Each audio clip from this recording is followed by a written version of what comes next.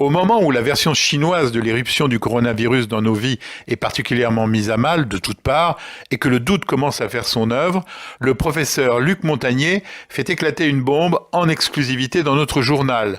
N'oublions pas que c'est un prix Nobel de médecine et il raconte une toute autre histoire que la version officielle chinoise, chauve-souris, marché populaire de Wuhan, malchance, pour ramener l'origine au laboratoire de virologie de Wuhan où certaines recherches auraient franchi des limites, probablement au dernier semestre 2019, avec les conséquences mondiales que l'on mesure aujourd'hui. Alors écoutez-le, l'argumentation est étayée, impossible à notre niveau de la vérifier, et bien évidemment je lui ai posé la question du complotisme qui sera inévitablement évoquée. Professeur Montagnier, bonjour. Ce coronavirus a été décodé assez rapidement par rapport à d'autres, comme celui du VIH qui vous a valu votre prix Nobel de médecine. Mais selon vous, ce décryptage est incomplet. C'est-à-dire que le laboratoire de la ville de Wuhan s'est spécialisé sur ce type de virus, ces coronavirus, depuis très longtemps, depuis le début des années 2000.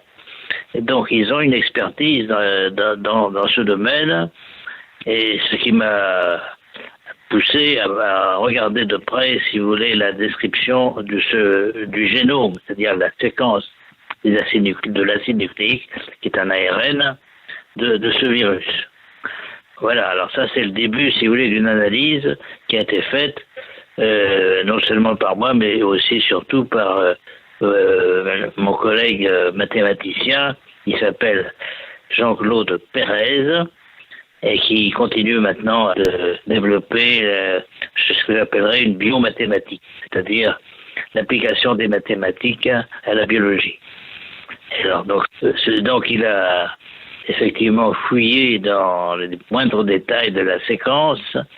On n'a pas été les premiers, puisque un groupe de chercheurs indiens a essayé de publier une analyse qui montrait que le génome complet de ce virus, de ce nouveau virus, coronavirus, avait des séquences d'un autre virus qui est, aux surprises pour moi, qui est le VIH, le virus du sida.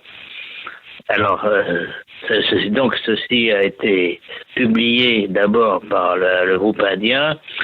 On l'a obligé de se rétracter, parce qu'il y a une énorme pression pour tout ça, n'est-ce pas, pour que la vérité se fasse toujours. Mais la vérité scientifique fait toujours par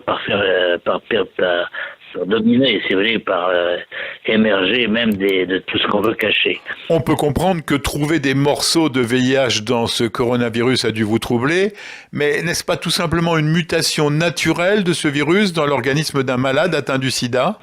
Non, parce que, si vous voulez, pour insérer une séquence de VIH dans le génome, il faut avoir des outils moléculaires. C'est pas le patient qui va le faire.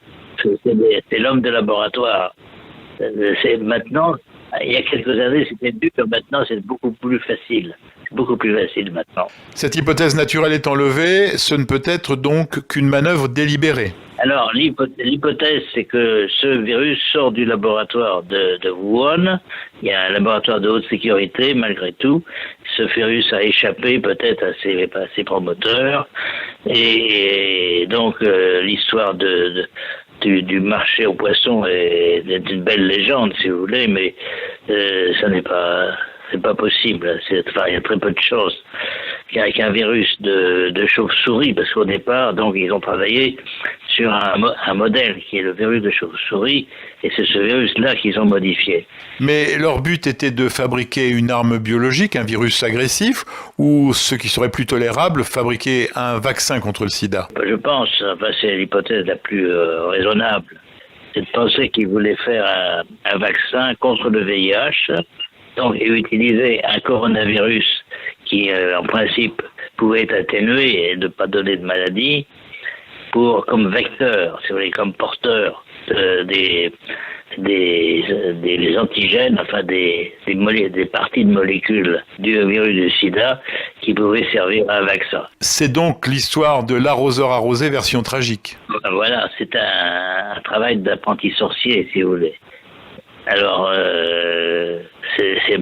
malheureusement, enfin, on connaît beaucoup de choses en biologie moléculaire, on peut faire des bricolages, mais on a oublié, ou plutôt on n'a pas perçu le fait que nous sommes dans la nature depuis nos ancêtres sont là depuis des millions d'années, et la nature ne tolère pas n'importe quoi. C'est-à-dire qu'il y a des harmonisations, et c'est ce que mon collègue Pérez a beaucoup développé dans les années précédentes, c'est-à-dire que la nature n'admet pas n'importe quelle construction moléculaire, ou si elle les souffre, elle essaye de les éliminer. Et c'est ce qui est en train de se passer. Selon vous, la nature nous offre un rattrapage. Alors c'est la deuxième partie de mon message, si vous voulez. Ce qui est en train de se passer, c'est que la nature élimine ces corps étrangers du génome du coronavirus, et on assiste à un nombre de mutations spectaculaires, ce qu'on appelle maintenant des délétions, parce qu'on enlève justement les morceaux qui ont été insérés, les morceaux du VIH.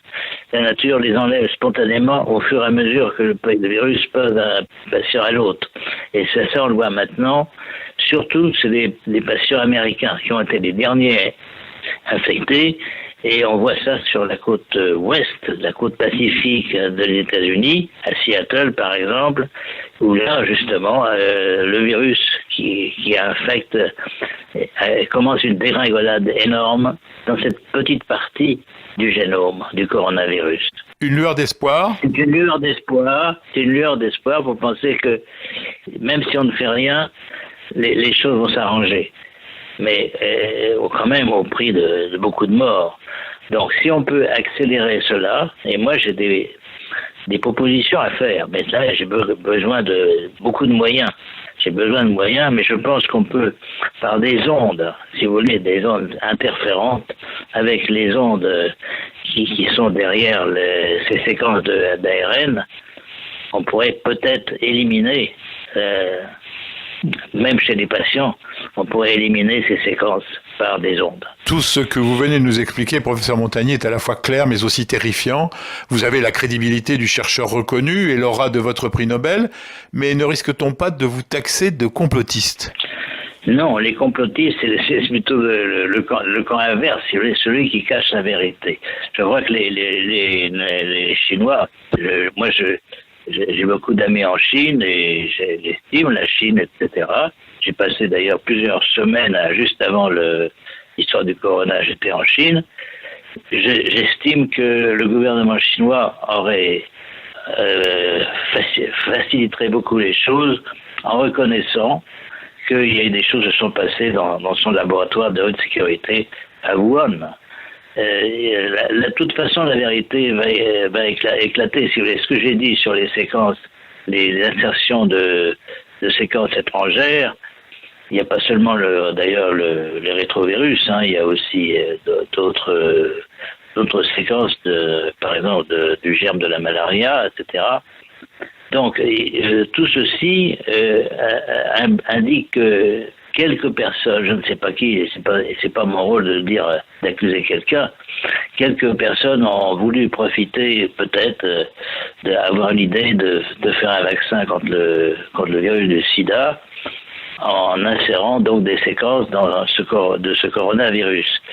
Bon, voilà. Alors, si le gouvernement chinois reconnaissait ça faciliterait les choses, mais c'est à lui de prendre ses responsabilités. Bon, et je répète la voie d'interdire actuellement maintenant des publications sur l'origine du corona sans avoir le visa des autorités gouvernementales chinoises, c'est une aberration, et surtout ça donne l'idée que la science maintenant ne dépend pas de la vérité, de la réalité des choses, mais de la volonté de personnes. Alors ça, c'est très très mauvais pour la réputation de la science. Donc personne à ce moment-là n'aura confiance dans ce qu'on vous dit sur la science, sur les résultats qui sont fabriqués, n'est-ce pas? Et si on empêche la vérité d'éclater. Donc c'est une très mauvaise position. J'espère que le gouvernement chinois ira jusqu'au bout. Je crois qu'il commence à reconnaître que des travaux ont été faits sur le corona. Il faut savoir qu'il y a eu une aide américaine, financière importante au moins, mais peut-être aussi scientifique, à ces équipes chinoises. Donc ce n'est pas seulement une origine chinoise de cette affaire, mais bon, il faut attendre. Donc, si vous voulez, mon but n'est pas de faire une enquête policière et d'accuser des personnes. C'est pas. Je pense que c'est une erreur. Errare humanum est, disait-on, n'est-ce pas, au latin. L'erreur est humaine. Et par exemple aussi, autre exemple récent, l'Iran a tué beaucoup de personnes d'un avion, en se trompant. Ils l'ont reconnu. Bon, ils l'ont reconnu. Alors, j'espère que la Chine est assez grande elle-même pour pouvoir reconnaître une erreur. Merci, professeur Montagnier. C'est clair et glaçant.